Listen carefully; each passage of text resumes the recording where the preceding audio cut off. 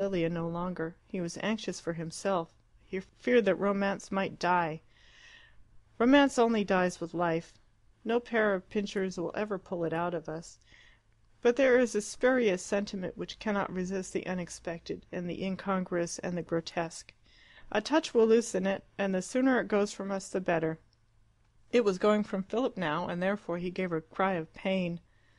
"I cannot think what is in the air," he began. "If Lilia was determined to disgrace us, she might have found a less repulsive way.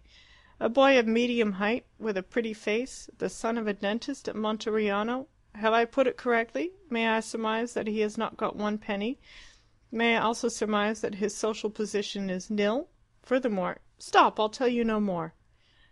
Really, Miss Abbott, it is a little late for reticence. You have equipped me admirably." "I'll tell you not another word!" she cried, with a spasm of terror. Then she got out her handkerchief, and seemed as if she would shed tears. After a silence which he intended to symbolize to her the dropping of a curtain on the scene, he began to talk of other subjects. They were among the olives again, and the wood with its beauty and wildness had passed away, but as they climbed higher the country opened out, and there appeared, high on a hill to the right, Monteriano. The hazy green of the olives rose up to its walls, and it seemed to float in isolation between trees and sky, like some fantastic ship city of a dream.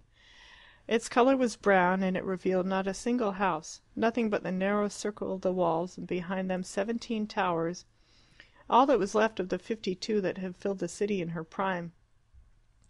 Some were only stumps, some were inclining stiffly to their fall, some were still erect, piercing like masts into the blue.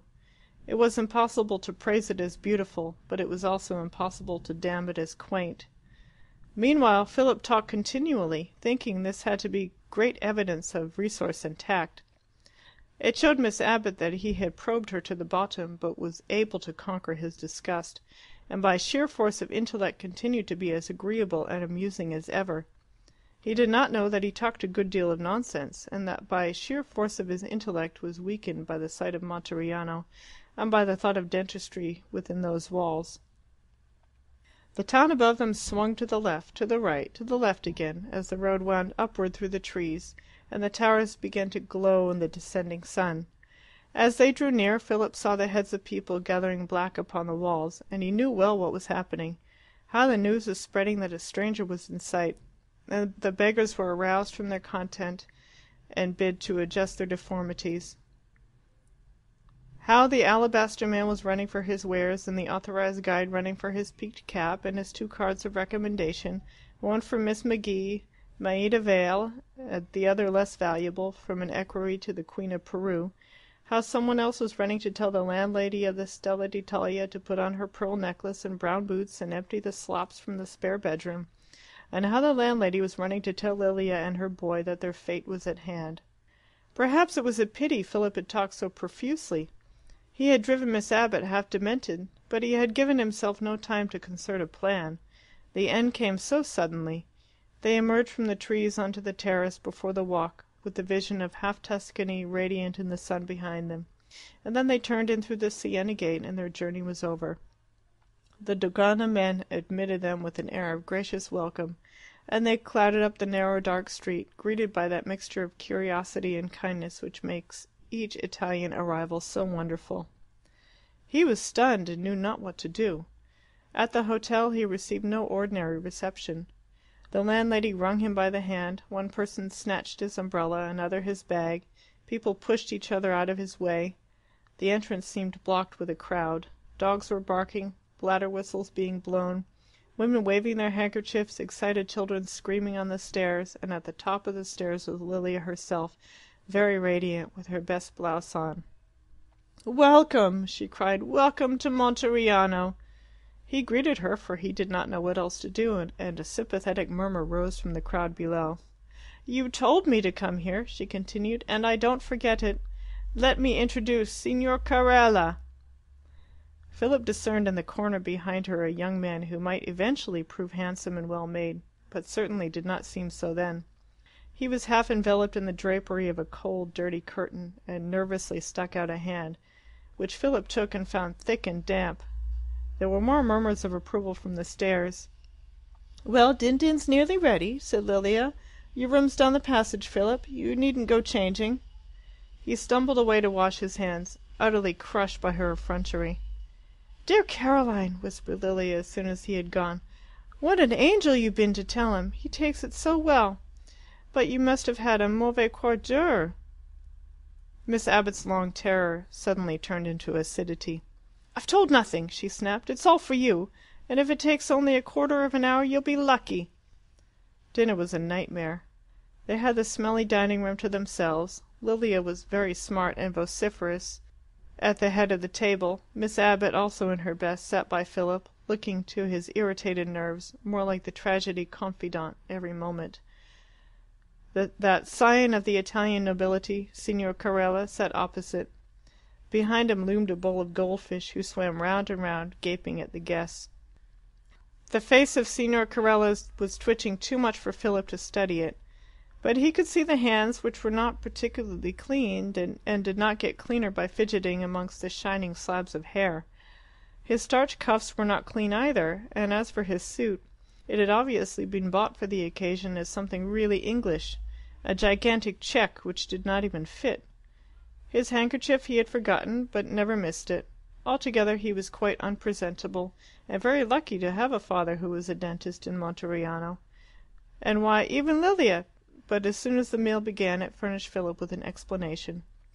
For the youth was hungry, and his lady filled his plate with spaghetti, and when those delicious slippery worms were flying down his throat his face relaxed, and became for a moment unconscious and calm. And Philip had seen that face before in Italy 100 times, seen it and loved it, for it was not merely beautiful, but it had the charm which is the rightful heritage of all who are born on that soil. But he did not want to see it opposite him at dinner. It was not the face of a gentleman. Conversation, to give it that name, was carried on in a mixture of English and Italian. Lilia had picked up hardly any of the latter language, and Signor Carella had not yet learnt any of the former. Occasionally Miss Abbott had to act as interpreter between the lovers, and the situation became uncouth and revolting in the extreme.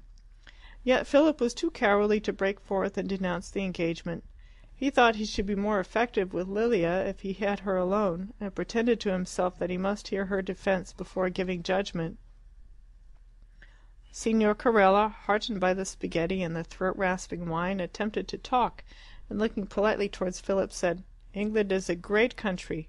The Italians love England, and the English." Philip, in no mood for international amenities, merely bowed. "Italy, too," the other continued, a little resentfully, "is a great country. She has produced many famous men, for example, Garibaldi and Dante. The latter wrote the Inferno, the Purgatorio, the Paradiso. The Inferno is the most beautiful." And with the complacent tone of one who has received a solid education, he quoted the opening lines: "Nel mezzo del cammin di nostra vita mi ritrovai per una selva oscura che la diritta via era smarrita." A quotation which was more apt than he supposed. Lilia glanced at Philip to see whether he noticed that she was marrying no ignoramus. Anxious to exhibit all the good qualities of her betrothed, she abruptly introduced the subject of pallone, in which it appeared he was a proficient player. He suddenly became shy and developed a conceited grin, the grin of the village yokel whose cricket score is mentioned before a stranger.